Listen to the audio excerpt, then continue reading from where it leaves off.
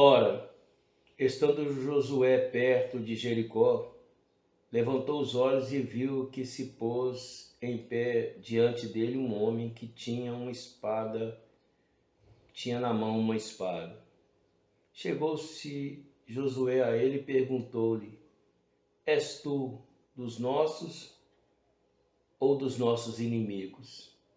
Respondeu ele: Nem uma coisa e nem outra, mas venho agora como comandante do exército do Senhor. Então Josué se prostrou com o rosto em terra e adorou e perguntou-lhe: O que diz o meu senhor a seu servo?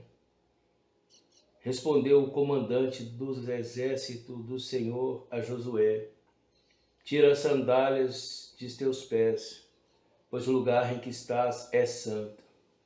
E Josué fez assim. Bendito seja o nome desse Deus maravilhoso. Novamente, esta manhã eu estava em oração. E ao refletir-me sobre esse texto de Josué, me veio à memória que Josué, ele estava no início do seu chamado, da sua vocação. Tinha uma peleja grande pela frente, acostumado sempre a depender das ordens e da orientação de Moisés. Só que agora Moisés já não era mais vivo. Era necessário que ele tomasse a direção, porque ele havia sido escolhido para tal. E de repente se deparava com um grande dilema, uma terrível responsabilidade.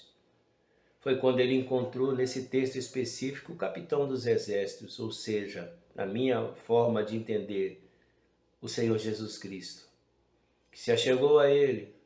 E quando ele quis perguntar algumas coisas corriqueiras, eu entendi também que Deus o colocou-se acima de tudo, porque Deus está acima do bem e do mal.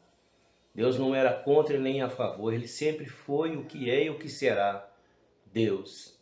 E trazendo isso para mim, para nós, na atual conjuntura, para este país, nós temos vivenciado uma polarização tão grande, onde a direita e a esquerda se digladiam de forma contumaz, ferrenha, onde o ódio é destilado de ambas as partes.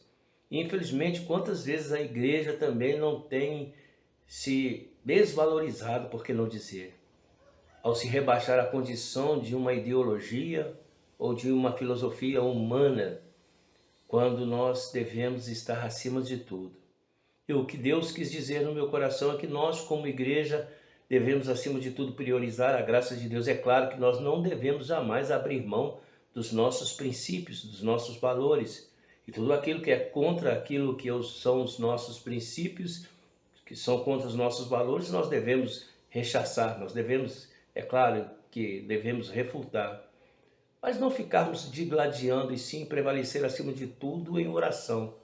Porque como está escrito por Paulo no capítulo 6 do livro de Efésios, no versículo 12, a nossa luta não é contra a carne nem contra o sangue, mas contra principados e potestades que habitam nas regiões celestiais. Nós como igreja, nós como os cristãos, devemos acima de tudo priorizar, mas não nos envolver tão avidamente a ponto de criarmos inimigos, mas sim, acima de tudo, orar para aqueles que são e aqueles que não são, porque nós estamos acima de tudo isso. Nós somos peregrinos nessa terra, jamais devemos esquecer disto, a menos aqueles que são meros religiosos, obstinados, obcecados com suas ideologias, seja com sua autossuficiência ou com sua forma antropocêntrica de ver as coisas.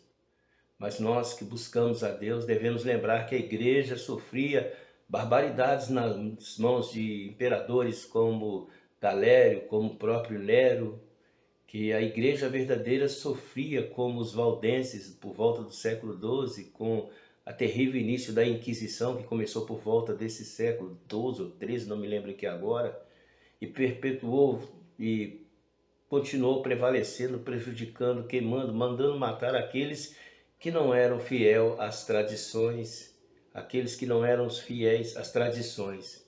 E nesta questão, quantos líderes morreram, mas glorificaram o nome de Jesus? Homens como John Hus, homens como Jerônimo Savonarola, homens que pagaram um preço muito grande. Nós não devemos usar as armas deste mundo, mas acima de tudo prevalecer firmes em oração, confiando na graça e no poder de Deus. Prevalecer nos nossos princípios, mas acima de tudo pregando o Evangelho, porque o Evangelho é que muda corações. Eu oro para que Deus abençoe o governo, porque é um dever nosso, isso está escrito em Romanos, no capítulo 13, que nós devemos respeitar as nossas autoridades. Mas infelizmente, quantos, até mesmo no meio cristão, uns são contra os que são da direita, outros são contra os que são da esquerda. Nem uma coisa nem outra.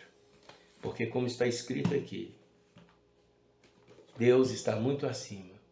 Ele não é o inimigo ou ele não é um amigo. Ele é Deus que nos guia a toda a verdade. Amém.